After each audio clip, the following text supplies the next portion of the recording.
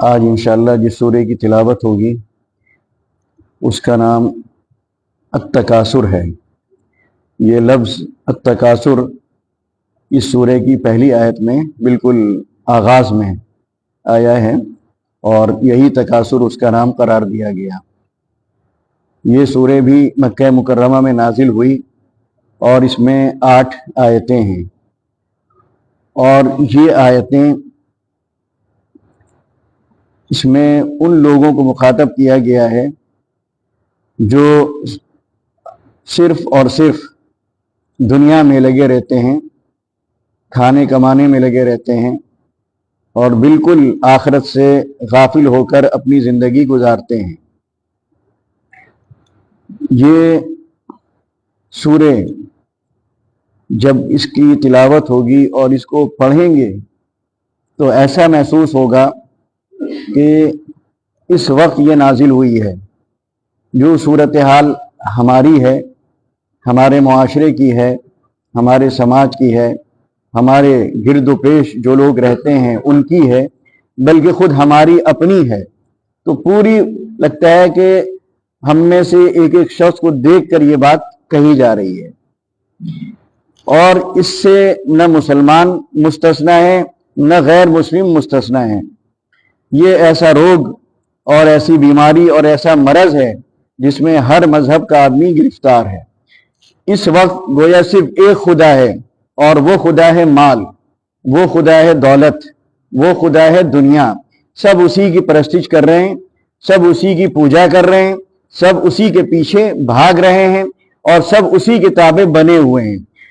اس سورے کو جب ہم آپ پڑھیں گے اور اس لفظ تکاثر پر غور کریں گے اور اس تکاثر کے نتیجے میں جس غفلت کی زندگی ہم گزار رہے ہیں اس غفلت کی زندگی کو دیکھیں گے، اور اس تکاثر نے اس مقصد سے جس مقصد کے لیے یہ دنیا بنائی گئی اور جس مقصد کے لیے ہم کو یہاں پر بھیجا گیا اور ایک عمر دی گئی اور یہ زندگی گزارنے کے یہ سارے مواقع اور یہ وسائل اور یہ سہولتیں فراہم کی گئیں، اس تکاثر نے ان تمام چیزوں سے ہم کو غافل کر دیا ہے۔ پھر اس سے بڑھ کر یہ مقصد جو یہاں آنے کا ہے اور یہ عمر جو ہم کو جس مقصد کے لیے دی گئی اور یہ انتظامات جو ہمارے لیے دنیا میں ہوئے جس مقصد کو انجام دینے کے لیے یا پورا کرنے کے لیے، اس سے غفلت الگ چیز، اس سے بڑھ کر جو غفلت ہمارے اندر اس تکاثر کے نتیجے میں پائی جا رہی ہے وہ یہ کہ جو وہ مقصد ہے، یعنی وہ انجام، وہ نتیجہ جہاں ہمیں جو ہمارے ساتھ ہونا ہے، جو انجام آنے والا ہے، جو مستقبل ہمارے سامنے کھڑا ہوا ہے اور جہاں پر ہمیں حاضر ہونا ہے، جہاں پر ہمیں جواب دینا ہے اور جہاں پر ہماری کامیابی اور ناکامی کا فیصلہ ہونا ہے، ان تمام چیزوں سے اس تکاثر نے غافل کر رکھا ہے۔ تکاثر کسے کہتے ہیں؟ تکاثر کے معنی کثرت، یعنی کوئی بھی چیز آدمی کثرت سے حاصل کرنا چاہے، یہ کیا ہے؟ تکاثر ہے۔ اور اسی کے ساتھ ساتھ تکاثر میں یہ معنی بھی ہیں کہ کثرت سے حاصل کرنا اور پھر اس کثرت کے ساتھ چیز کو حاصل کرنے میں دوسرے سے آگے نکلنے کی کوشش کرنا۔ تیسرے یہ کہ جب وہ چیز کثرت سے حاصل ہو جائے تو اس پر فخر کرنا، اس پر گھمنڈ کرنا، اس پر اترانا اور اس کو اپنی صلاحیتوں کا نتیجہ قرار دینا۔ یہ 3 معنی اس میں ہیں۔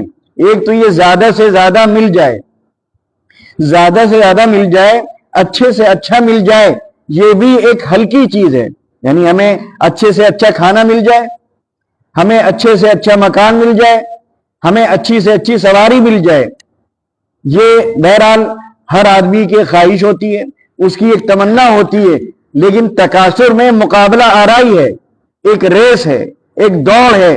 صرف یہی نہیں کہ ہمیں اچھا مل جائے، ہمیں آپ سے بھی اچھا مل جائے، آپ سے بھی اچھا مل جائے، آپ سے بھی اچھا مل جائے، ہمارے پاس آپ سے زیادہ پیسہ ہو، ہماری گاڑی آپ سے اچھی ہو، ہمارے پاس آپ سے زیادہ مکانات ہو، ہمارے پاس آپ سے زیادہ پلاٹ ہو، ہمارا کاروبار آپ سے زیادہ ترقی یافتہ ہو، ہمارے پاس آپ سے زیادہ بیویاں ہوں، ہمارے پاس آپ سے زیادہ بینک بیلنس ہو۔ یہ جو مقابلہ آرائی ہے، یہ جو ایک ریس ہے، ایک دوڑ ہے، یہ بھی کثرت میں شامل ہے۔ اگر صرف لفظ کثرت ہوتا تو اس کے معنی یہ ہوتے کہ ہمارے پاس زائد ہو، ہمارے پاس زیادہ ہو، لیکن یہ تکاثر جو ہے یہ تسابق کے وزن پر، اس میں مقابلہ آرائی کی کیفیت ہے، دوسرے کے مقابلے میں زیادہ حاصل کرنے کا شوق، زیادہ حاصل کرنے کی تمنا، زیادہ حاصل کرنے کی آرزو اور زیادہ حاصل کرنے کی طلب، یہ بھی اس میں شامل ہے۔ اور پھر تیسری چیز جو اس میں پیدا ہوتی ہے کہ زیادہ بھی ہے اور دوسرے کے مقابلے میں زیادہ بھی ہے، اور اب اس کے بعد بجائے اس کو کہ آپ اللہ کی نعمت قرار دیں اور اس پر اللہ تعالیٰ کا شکر ادا کریں، آپ کیا سمجھتے ہیں کہ یہ سب میرے دماغ کا نتیجہ، میری عقل کا نتیجہ، میری محنت، میری تگ و دو اور میری جافشانی اور میری شب بیداری کا یہ نتیجہ ہے کہ میں نے اتنی محنت کی اور اتنی کوشش کی، اتنا دماغ میں نے لڑایا اور لگایا کہ آج سب سے زیادہ میرے پاس پیسہ ہے۔ اب اس پر آدمی اکڑ کر اور اترا کر بیٹھتا ہے اس دولت، اس تجوری کے اوپر۔ تو یہ معنی کس کے ہیں؟ تکاثر کے۔ تو اللہ تعالیٰ جو فرما رہا ہے کہ اسی تکاثر نے تم کو غافل کر دیا۔ یہ جو ایک دوڑ میں لگے ہوئے ہو، ہر وقت تمہیں بس ایک ہی فکر ہے، ایک ہی چیز کی طلب ہے، ایک ہی چیز کی خواہش ہے کہ مجھے یہ مل جائے، مجھے یہ مل جائے اور دوسرے سے زیادہ مل جائے، اور پھر اتراتے ہوئے بیٹھ جاتے ہو، پھر اس کا تذکرہ کرتے ہو، اس پر فخر کرتے ہو، اس پر ناز کرتے ہو۔ یہ سب سے بڑا ایک جرم ہے، سب سے بڑا گناہ ہے۔ یعنی یہ ایسا گناہ ہے جو آخرت سے غافل کر رہا ہے، جو خدا سے غافل کر رہا ہے، جو نمازوں سے غافل کر رہا ہے، جو عبادتوں سے غافل کر رہا ہے، جو تقوی سے آدمی کو دور کر رہا ہے، جو دل سے خدا کے ڈر کو نکال رہا ہے، خدا کے خیال کو نکال رہا ہے۔ تو پوری طرح آدمی شیطان کے چنگل میں پھنستا چلا جاتا ہے۔ شیطان کے بارے میں آتا ہے الشیطان یعدکم الفقر ویأمرکم بالفحشاء، یعنی یہ پیسے کی محبت پیدا کرنا، فقر سے ڈرانا اور زیادہ سے زیادہ حاصل کرنے کا مزاج بنانا، یہ شیطانی صفت ہے، یہ شیطان کا یہی حربہ ہے۔ شیطان دو ہی راستوں سے انسان کو گمراہ کرتا ہے، یا دو ہی طریقوں سے انسان پر وہ قابو پانے میں کامیاب ہو جاتا ہے، ایک بے حیائی کے کاموں میں لگا دینا اور دوسرے دولت کے چکر میں پھنسا دینا۔ یہ دو کام ایسے، یعنی جو بربادی کا جو سلسلہ شروع ہوتا ہے یا تو وہ دولت سے شروع ہوتا ہے، دولت کی حصول کی لالچ اور اس کی طلب سے شروع ہوتا ہے، یا بے حیائی کے کاموں سے شروع ہوتا ہے۔ یہ یاد رکھنے کی ضرورت ہے۔ ان دو چیزوں سے جتنا بھی بچ سکتے ہوں بچیں۔ جیسے کہ حدیث شریف میں آتا ہے، نبی علیہ الصلوۃ والسلام نے فرمایا کن فی الدنیا کأنک غریب او عابر سبیل، کہ دنیا میں کس طرح رہو، ایک مومن کو دنیا میں کس طرح رہنا چاہیے۔ اس طرح بتایا آپ نے کہ دنیا میں اس طرح رہو جیسے کہ کوئی اجنبی رہتا ہے، یا جیسے کہ کوئی راہگیر اور مسافر رہتا ہے۔ آپ کسی کے گھر میں بھی جائیں تو آپ اجنبی ہیں، آپ کو وہاں کے سامان سے کوئی دلچسپی نہیں ہوگی، آپ کسی سامان پر توجہ سے نظر بھی نہیں ڈالیں گے، اس میں سے کسی چیز کو لینے کی، حاصل کرنے کی کوشش بھی نہیں کریں گے، آپ اجنبی کی طرح بیٹھے رہیں گے، بھئی مجھ سے کیا مطلب۔ تو دنیا سے ایسے ہی لا تعلقی کا اظہار کرنا چاہیے، جس طرح آپ کسی دوسرے کے مکان میں اس کی کسی چیز کو اپنا نہیں سمجھتے، کسی چیز سے تعلق نہیں رکھتے، اسی طرح دنیا سے آپ کو بے تعلقی کے ساتھ رہنا چاہیے۔ جس طرح ایک مسافر ہوتا ہے، جب وہ سفر کرتا ہے، اسٹیشن آتے ہیں، ہر اسٹیشن میں نہیں اتر جاتا ہے، بلکہ اس کے سامنے ایک منزل ہوتی ہے، ایک ٹارگیٹ ہوتا ہے، ایک مقام ہوتا ہے جہاں پر اس کو اترنا ہے۔ باقی راستے میں جتنے بھی اسٹیشن آئیں کہیں نہیں اترے گا، جتنا بھی سامان بکے زیادہ خریدنے اور لینے کے چکر میں بھی نہیں پڑے گا، کیونکہ وہ سوچتا ہے جب گھر پہنچے گا تو وہاں تو سب مل ہی جائے گا۔ تو راستے میں بلا وجہ پیسے خرچ کریں، راستے میں بلا وجہ اپنا وقت ضائع کریں، اس سے اچھا سکون سے بیٹھے رہو۔ اس سے ہمیں کیا لینے دینا؟ آپ کرائے کے مکان میں رہتے ہیں تو کرائے کے مکان سے صرف اتنی دلچسپی ہوتی ہے کہ بھئی جب تک ہیں تو ٹھیک ہے، آپ یہ نہیں کریں گے اس کی کھڑکیاں بدلوانے لگیں، اس کی دیواریں بدلوانے لگیں، وہاں ٹائلز لگوانے لگیں، وہاں یہ لگوانے لگیں، وہ لگوانے لگیں، کیونکہ آپ سوچتے ہیں یہاں ہم عارضی ہیں، 2-4 سال 5 سال رہنا ہے، ہمیں اپنا مکان بنانا چاہیے۔ کتنے لوگ سعودی عرب جاتے ہیں کمانے کے لیے، اتنا بچا بچا کے رکھتے ہیں، 2 پیسے بچا کے رکھتے ہیں کہ صاحب جب ہندوستان جائیں گے تو وہ ہمارا وطن ہے، وہاں ہمیں رہنا ہے، وہیں ہمارے بیوی بچوں کو رہنا ہے، تو ہم وہاں اپنا مکان بنائیں۔ ایک یہ سوچ ہے۔ ایک سوچ کیا ہوتی ہے کہ نہیں سارا یہیں خرچ کر دو. بہت سے لوگ ایسے بھی ہیں کہ وہاں سے آتے تو خالی ہاتھ, اب یہاں کچھ نہیں ان کے پاس. اور بہت سے ایسے ہوتے ہیں کہ وہاں بہت تنگی کے ساتھ گزارا کر لیتے ہیں, بہت مشقت کے ساتھ جی لیتے ہیں, روکھا سوکھا کھاتے ہیں, معمولی پہنتے ہیں, اور اس کے بعد خوب بچا کر لاتے ہیں, پھر یہاں بڑا سا ایک محل تعمیر کرتے ہیں. ایسے ہی ہم اور آپ بھی ہیں, ہم چاہیں تو سب کچھ اپنا یہیں لگا دیں, دنیا میں محل تعمیر کر لیں, اچھے سے اچھا مکان, اچھے سے اچھی سواری اور اچھے سے اچھا مطلب کاروبار سب کر لیں, لیکن آخرت کے لیے کچھ نہ کریں. وہاں جب جائیں تو خالی ہاتھ, ایک محل نہیں بلکہ ایک کوٹھی وہاں پر ہمارے لیے نہیں. اور ایسا بھی ہو سکتا ہے کہ آپ یہاں پر رہیں, تنگی کے ساتھ رہیں, غربت اور افلاس کے ساتھ رہیں, ٹوٹے پھوٹے مکان میں رہیں, لیکن اپنی نیکیوں سے, اپنے اعمال صالحہ سے محل پر محل تعمیر کرتے چلے جائیں. اب آپ یہاں سے گئے تو معلوم ہے یہ موتی کا محل آپ کا, یہ سونے کا محل آپ کا, یہ چاندی کا محل آپ کا, یہ زمرد کا محل آپ کا, یہ یاقوت کا محل آپ کا, یہ فلاں کا محل آپ کا. اب آپ سوچئے وہ محل جو آپ نے وہاں بنائے وہ کبھی نہیں ڈھائیں گے, وہاں کوئی طوفان نہیں ہے, وہاں کوئی آندھی نہیں, کوئی زلزلہ نہیں, وہ ہمیشہ رہے گا. اور بہت سے لوگ یہاں موتی اور سونے اور چاندی کے ڈھیر لگا دیتے ہیں, سونے کی دیواریں بنا دیتے ہیں, سونے کی چھتیں بنا دیتے ہیں, سونے کی ٹوٹیاں لگا دیتے ہیں, وہاں پر ان کو جھوپڑا بھی نہیں ملے گا. تو بہت ڈرنے کی چیز ہے اس دنیا سے اور دنیا داری سے, دنیا طلبی سے. تو اس میں اب سوال ایک یہ بھی یہاں پر پیدا ہوتا ہے کہ تکاثر کے بعد یہ نہیں بتایا گیا کہ کس چیز میں کثرت چاہتا ہے آدمی, لیکن قرآن کریم کی آیت ہے اعلموا انما الحیات الدنیا لعب ولہو وزینۃ وتفاخر بینکم وتکاثر فی الاموال والاولاد. اس زمانے میں جو کثرت کا جو مقابلہ تھا وہ دو چیزوں میں تھا, مال میں اور اولاد میں. مال میں پیسہ بھی آ جاتا ہے اور مال میں جانور بھی آ جاتے ہیں. مقابلہ یہ بھی تھا, میرے پاس 100 اونٹ, انہوں نے کہا میرے پاس 200 اونٹ, انہوں نے کہا میرے پاس 400 اونٹ, انہوں نے کہا میرے پاس اتنی بھیڑیں, انہوں نے کہا میرے پاس اتنی بھیڑیں, انہوں نے کہا میرے 6 بچے, انہوں نے کہا میرے 10 بچے, انہوں نے کہا میرے 15 بچے. یہ کثرت دو چیزوں میں, ان کو دو چیزوں میں کثرت کا شوق تھا, زیادہ سے زیادہ پیسہ اور زیادہ سے زیادہ اولاد. کیونکہ یہ دو چیزیں وہ تھی.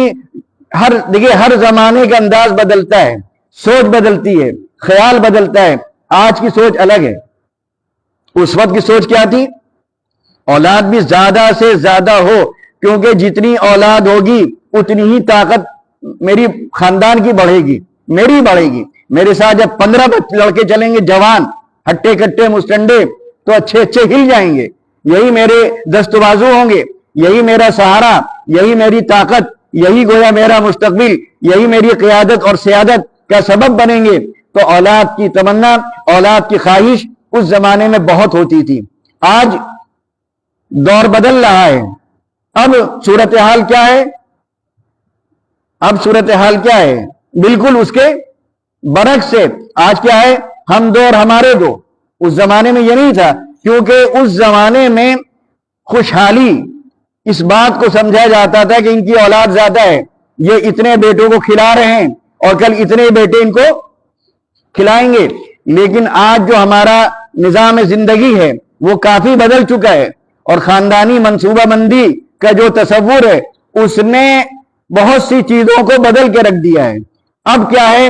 اصل جو آدمی کے اندر طلب ہے اور جو خواہش ہے وہ اولاد کی کثرت نہیں چاہتا ہے, وہ معیار زندگی کو بلند دیکھنا چاہتا ہے. اب سب کچھ کیا ہے؟ معیار زندگی. اسی معیار زندگی کو بلند رکھنے کے لیے وہ اولاد بھی کم چاہتا ہے, کیونکہ زیادہ بچے ہوں گے تو زیادہ کو کھلانا پڑے گا. وہ پراٹھا کھانا چاہتا ہے, اور زیادہ بچے ہوں گے تو سب کو روکھی روٹی کھلانی پڑے گی. وہ چھوٹے کا گوشت کھانا چاہتا ہے, زیادہ بچے ہوں گے تو پھر ممکن نہیں اتنی تنخواہ میں بڑے کا کھلانا پڑے گا. تو اب کیا ہے کہ ہمارا معیار زندگی بلند ہو, اور معیار زندگی کو بلند کرنے میں بھی ایک دوڑ ہے. آپ کے پاس اگر 10 لاکھ کی گاڑی ہے تو دوسرا کیا چاہے گا؟ اس کے بعد 15 لاکھ کی آ جائے, 15 لاکھ کی جب آ جائے گی وہ کیا چاہے گا؟ 20 لاکھ کی آ جائے. آپ کارپوریٹر بن گئے, کیا اسی پر اکتفا کریں گے؟ آپ چاہیں گے MLA بن جائیں, MLA بن جائیں گے, آپ چاہیں گے MP بن جائیں, MP بن جائیں گے, آپ چاہیں گے منسٹر بن جائیں, منسٹر بن جائیں گے, آپ چاہیں گے چیف منسٹر بن جائیں, یا یا وزیر اعظم بن جائے، پرائم منسٹر بن جائے، تو اس دنیا کی ریس میں کوئی حد نہیں ہے، کہیں پر کوئی باندھ نہیں ہے، کہیں پر کوئی ایسی جگہ نہیں ہے کہ جہاں پر جا کے کوئی دیوار نہیں ہے کہ وہاں پر آپ کو روکنا ہو، آپ کو آگے بڑھتے ہی چلا جانا ہے۔ اور یہی وہ چیز ہے جس کی طرف اشارہ کیا گیا ہے، یہی خدا سے غافل کرتی ہے، یہی دنیا میں آنے کے مقصد سے غافل کرتی ہے، یہی آخرت سے غافل کرتی ہے، یہی اس انجام سے غافل کرتی ہے جو انجام ہم سب کو پیش آنا ہے۔ نبی علیہ الصلوۃ والسلام نے فرمایا کہ جو میں جانتا ہوں، یعنی جو انجام میں جانتا ہوں، اگر وہ تم جان لو تو تمہارے چہروں سے ہنسی غائب ہو جائے، یعنی تم ہنسو کم رو زیادہ۔ آج جو قہقہے لگ رہے ہیں، ٹھٹے لگ رہے ہیں، ہر آدمی مسکرا رہا ہے، ہر آدمی قہقہے لگا رہا ہے، ہر آدمی ٹھٹے لگا رہا ہے، ہر آدمی آپ کو مست مولا نظر آ رہا ہے، کوئی آدمی آپ کو فکر مند نظر نہیں آتا۔ نبی علیہ الصلوۃ والسلام کے بارے میں کیا آتا ہے؟ کان متواصل الاحزان دائم الفکرہ، کہ آپ ہمیشہ غمگین نظر آتے تھے، ہمیشہ فکر مند نظر آتے تھے۔ کیوں؟ آپ اس مستقبل کو دیکھتے تھے، آپ انجام کو دیکھتے تھے، آپ کو معلوم تھا کہ کیا ہونے والا ہے، کیا سامنے آنے والا ہے۔ لوگ غفلت میں مبتلا ہیں، اور وہ آج بھی وہ لوگ جو مستقبل کے بارے میں، اس ملک میں مستقبل کے بارے میں سوچ رہے ہیں، حالات کی سنگینی کو دیکھ رہے ہیں، جو تھوڑا بہت شعور رکھتے ہیں، جو اندازہ لگا رہے ہیں حالات سے کہ کل کیا ہونے والا ہے، ان کی بھی نیندیں اڑی ہوئی ہیں، ان کے چہروں سے بھی ہنسی غائب ہو گئی ہے، وہ بھی فکر مند نظر آتے ہیں۔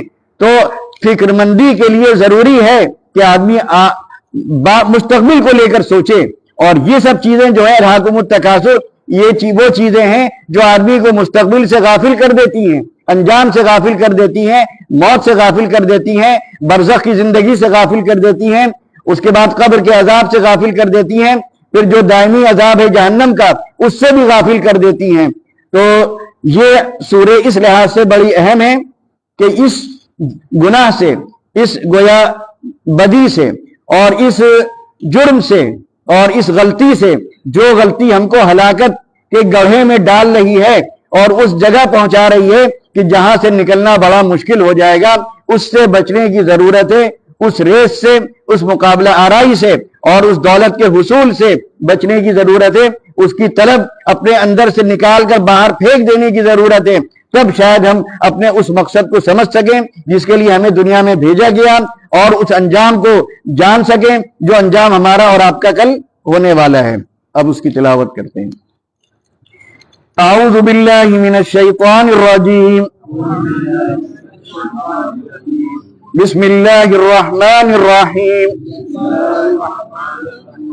الہاکم التکاثر حتی زرتم المقابر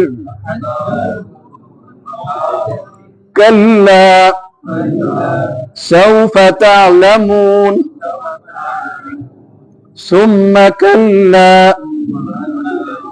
سوف تعلمون کلا لو تعلمون علم اليقین لترون الجحیم ثم لترونها عین الیقین ثم لتسألن یومئذ عن النعیم۔ اس سورے میں یہ بھی دیکھنے کی ضرورت ہے کہ اس میں 3 بار لفظ کلا آیا ہے، اور یہ کلا تنبیہ کے لیے ہوتا ہے، زجر و توبیخ کے لیے ہوتا ہے، ایک وعید کے طور پر استعمال ہوتا ہے۔ تو چونکہ تعلق دنیا سے ہے، دنیا کی لذتوں سے ہے، دنیا کے عیش و آرام سے ہے، دنیا کی راحتوں سے ہے، اور یہ سب سے بڑی زنجیر ہے اور سب سے بڑی بیڑی ہے جو انسان کے پاؤں میں پڑتی ہے اور اس کو دین کی طرف قدم بڑھانے سے روک دیتی ہے۔ اس لیے بار بار کلا کلا کلا بڑی تاکید کے ساتھ، بہت سخت انداز سے، اس میں بڑا جلال ہے، بڑی قوت اور بڑی طاقت کے ساتھ یہ بات کہی جا رہی ہے، کیونکہ یہ دنیا سے نکالنا بڑا مشکل کام ہے۔ دنیا ایک ایسا پھندا ہے، ایک ایسا جال ہے کہ آدمی کسی بھی طرح اس سے نکلنے کو تیار نہیں ہوتا ہے۔ نبی علیہ الصلوۃ والسلام کی 2 حدیثیں میں آپ کے سامنے رکھتا ہوں، یہ 2 الگ الگ نمونے ہیں۔ नबी अलैहिस्सलातु वस्सलाम किस तरह की जिंदगी चाह रहे हैं और हम और आप किस तरह की जिंदगी जी रहे हैं। आपने फरमाया इंसान का मिजाज, उसकी तबीयत, उसका अंदाज, उसका शौक, उसकी पसंद, उसकी चाहत क्या होती है कि अगर उसके पास 2 वादियां भर कर माल हो, समझे आप, 2 वादियां भर कर माल हो और उसकी पुश्ते वो माल खाएं और वो माल खत्म ना हो। आज भी हम इस दुनिया में अगर देखें तो ऐसे लोग हैं कि 1000 साल तक भी वो खाते रहेंगे, बैठकर तो खत्म ना होगा। ऐसे ऐसे सरमाएदार हैं, ऐसे ऐसे जागीरदार हैं, ऐसे ऐसे बड़े बड़े बिजनेसमैन और कारोबारी हैं कि वो एक पुश्त नहीं 10 पुश्तें उनकी बैठ कर खा सकती हैं, कोई कमी नहीं होगी। हजारों करोड़ के मालिक हैं, 2 आदमी रह रहे हैं, 100 कमरों के मकान में रह रहे हैं, 50 कारें हैं, बैंक बैलेंस इतना के गिन नहीं सकते, इतनी दौलत रखते हैं, फिर भी क्या है, गरीब का झोपड़ा चाहते हैं कि यह भी हमको मिल जाए। 100 कमरों के मकान के बगल में अगर किसी गरीब का झोपड़ा है तो वो झोपड़ा भी उनको खटकता रहता है। क्या चाहेंगे कि ये भी हमको मिल जाता तो थोड़ा सा और बढ़ जाता, एक कमरा और बन जाता, यहां पर हम अपना हवाई जहाज खड़ा कर लेते। ये एक अमीर की फितरत होती है। अबू बकर सिद्दीक रजी अल्लाह तआला अन्हु ने खुतबे में फरमाया कि दुनिया में सबसे नाकाम, सबसे नामुराद, सबसे बदबख्त कौन है? बादशाह। लोगों ने ताज्जुब से देखा, ये बात आप क्या कह रहे हैं, बादशाह के पास तो सब कुछ होता है।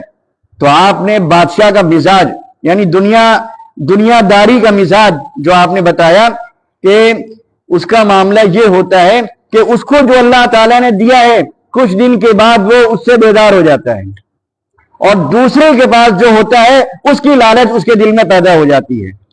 तो असल बादशाहत तो दिल की बादशाहत है। जब दिल में कनाअत नहीं, दिल मुतमईन नहीं, तो आपको सब कुछ मिल जाए, आपको सुकून से नींद नहीं आएगी, क्योंकि कमी का एक एहसास रहेगा। और आपके पास कुछ ना हो, झोपड़ा हो, लेकिन कनाअत हो, दिल आपका उस झोपड़े पर मुतमईन हो। एक रिक्शे वाले को देखिए आप, गर्मी में गद्दी लंबी करके एक दरख्त के नीचे कितने सुकून से सो रहा होता है, क्योंकि उसका दिल काने है। वो अपने उस रिक्शे पर काने है, अपनी उस जिंदगी पर, अपने उस झोपड़े पर काने हैं, अपने बीवी बच्चों पर काने हैं, सुकून से सो रहा है। और एक करोड़पति, अरबपति 10 टैबलेट खाता है, तब भी बिस्तर पर करवट बदलता रहता है, क्योंकि कनाअत नहीं है। वो सोच रहा है मजीद, हलमी मजीद, और ये और की तरफ उसको रातों में जगाती है। उसका सुकून उसने गारत कर दिया, उसकी नींद उसकी उड़ा दी। उसको बीवी बच्चों में मजा नहीं आ रहा, उसने अरबों के बने हुए उस महल में मजा नहीं आ रहा है, क्योंकि वो उसको क्या समझ रहा है, उससे तबीयत उसकी बेदार है। उसको तो दूसरे का महल नजर आ रहा है, उसको तो अमेरिका के सदर का महल नजर आ रहा है, उसको तो रूस के सदर का महल नजर आ रहा है, उसको तो वो ऐशो आराम नजर आ रहा है, उसको तो वो ताकत नजर आ रही है, वो दुनिया नजर आ रही है। तो कहां से सुकून उसको मिलेगा? तो नबी अलैहिस्सलातु वस्सलाम ने फरमाया कि एक तो मिजाज ये है इंसान का कि 2 वादियां हो तो क्या चाहेगा, एक वादी और मिल जाए। ओहद पहाड़ के बराबर सोना हो तो चाहेगा एक ओहद पहाड़ सोने का और उसको मिल जाए। और आपने फिर ये फरमाया, ये उसका पेट सिर्फ और सिर्फ मिट्टी भरेगी, यानी ये ख्वाहिश उसकी कब मरेगी? जब वो खुद मरेगा, जब कब्र में जाएगा तो मिट्टी ही उसकी इस ख्वाहिश को दूर करेगी। मरते दम तक ये ख्वाहिश रहेगी, हवस नहीं निकल सकती। अपने बारे में आपने क्या फरमाया? आपने फरमाया कि अगर मेरे पास 2 वादी माल हो, यानी वो तीसरी चाह रहा है। आप अपने बारे में क्या फरमा रहे हैं कि अगर मेरे पास इतनी दौलत हो, 2 वादी सोना हो, 2 वादी माल हो, तो मैं चाहूंगा कि 3 रातें इस हाल में न गुजरें कि उनमें से कुछ भी मेरे पास बाकी रहे। ये है, आप अपने लिए क्या पसंद कर रहे हैं, और आप जो अपने लिए पसंद कर रहे हैं वो अपनी उम्मत के हर फर्द के लिए पसंद कर रहे हैं कि सबका यही मिजाज होना चाहिए। आपने फरमाया क्या कि मेरे पास 2 वादी अगर माल हो तो मैं चाहूंगा, मेरी ख्वाहिश होगी, मेरी तमन्ना होगी, ये नहीं होगी कि एक और मिल जाए। یہ ہوگی کہ 3 راتیں اس حال میں نہ گزریں کہ ان میں سے کچھ حصہ میرے پاس باقی رہ جائے سوائے اس کے کہ اتنا حصہ جس سے میں قرض ادا کر سکوں بس. یعنی اس کا مطلب ہے آپ مقروض رہتے تھے، تبھی تو قرض ادا کرنے کی آپ کو اتنی فکر ہے. تو یہ ایک طرف یہ دین یہ کہہ رہا ہے، دین یہ مطالبہ کر رہا ہے، نبی علیہ الصلوۃ والسلام کا اپنے امت سے یہ تقاضا ہے. اور ایک طرف شیطان کیا کہہ رہا ہے کہ 2 ہیں تو تیسری چاہو، تیسری ہے تو چوتھی چاہو، چوتھی ہے تو 5ویں چاہو، یہاں تک کہ اسی تگدو میں، اسی کوشش میں، اسی طلب میں، اسی حرص اور اسی ہوس میں مر کے چلے جاؤ اور 6 فٹ کی قبر میں جا کے سو جاؤ. یہ شیطان کہتا ہے. تو اس پہلی آیت میں فرمایا گیا الہاکم التکاثر، اسی تکاثر نے، مال و دولت، اولاد کی کثرت کے شوق نے، اور اس کثرت کے حصول، اولاد کی کثرت کا حصول، مال کی کثرت کا حصول، اور پھر اس میں ایک دوسرے سے مقابلہ کرنا، ایک دوسرے سے آگے بڑھنے کی کوشش کرنا، پھر اس پر فخر کرنا اور ناز کرنا، اسی چیز نے تم کو غافل کر دیا. غافل کس سے کیا؟ اللہ سے، مقصد سے، انجام سے، عبادتوں سے، نیکی سے، اچھے کاموں سے، سب سے غافل کر دیا. تمہیں صرف کیا ہے؟ تجوری بھرتی جائے، تجوری بھرتی جائے. دکان پہ بیٹھے ہوئے ہو، نماز کا وقت آیا، ساتھ ساتھ گاہک بھی آیا، نماز کا وقت بھی آ رہا ہے، گاہک بھی آ رہا ہے. اب ہونا کیا چاہیے؟ آپ گاہک کو چھوڑ کر جائیں نماز پڑھنے، لیکن ایسا نہیں ہوتا. یہی تکاثر، کہ تھوڑا پیسہ اور بڑھ جائے گا، تھوڑا نفع اور حاصل ہو جائے گا. آپ نے کہا نماز تو بعد میں بھی پڑھی جا سکتی ہے، گاہک بار بار نہیں آئے گا، ایک بار چلے گیا دوسری دکان دیکھ لے گا، پھر ہمیشہ وہیں سے خریدے گا یا نہیں آئے گا. لہذا اس کو نہ چھوڑو، یہ ہے کام کا، یہ ہے میرا اپنا، اس سے میری دنیا جڑی ہوئی ہے. اللہ میاں سے تو پیغام آپ کیا دے رہے ہیں؟ نماز چھوڑ کر اگر آپ گاہک کی فکر کر رہے ہیں، گویا اللہ کو چھوڑ کر، اللہ کو نظر انداز کر کر آپ اس گاہک کو اس پر ترجیح دے رہے ہیں کہ نہیں دے رہے ہیں؟ تو آپ کیا پیغام دے رہے ہیں؟ کیا چیز آپ ظاہر کر رہے ہیں؟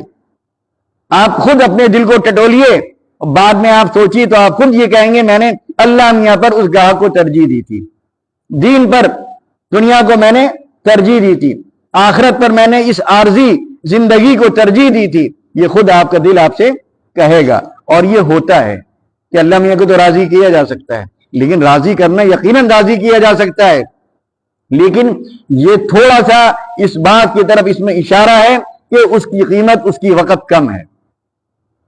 یہاں ان کو تو دیکھ لیں گے بھائی. راضی تو آپ گاہک کو بھی کر سکتے تھے، آپ اس کو بھی تھوڑا بہت سمجھا کر جا سکتے تھے، بھیا تھوڑا رکو 10 منٹ میں آتا ہوں، لیکن آپ اس سے اتنا بھی کہنے کی ہمت نہیں کر سکے، کیونکہ آپ کو وہ نفع دکھ رہا تھا، وہ فائدہ دکھ رہا تھا، وہ کثرت کا جو شوق ہے، جو جنون کے حد تک پہنچا ہوا ہے، وہ جنون آپ کو کہہ رہا تھا نہیں اس کو نہ جانے دو بھائی، یہ نہ جائے، باقی سب چلا جائے، پورا دین چلا جائے، یہ نہ جائے، یہ دنیا نہ جائے. تو الہاکم التکاثر، اسی تکاثر نے کیا کیا؟ ہلاک کر دیا، برباد کر دیا. حتی زرتم المقابر، اور تم اسی میں پڑے رہے، یہی ہوس میں، اسی حرص میں، اسی طلب میں، یہاں تک کہ قبروں میں چلے گئے، یعنی مر گئے، کھپ گئے، اور جا کر قبر میں سو گئے. یعنی پوری زندگی تم نے اپنی کیا کیا؟ اسی طرح گزار دی، دولت دولت دولت، پیسہ پیسہ پیسہ. کلا، ہرگز نہیں، یہ چیز کام آنے والی نہیں ہے.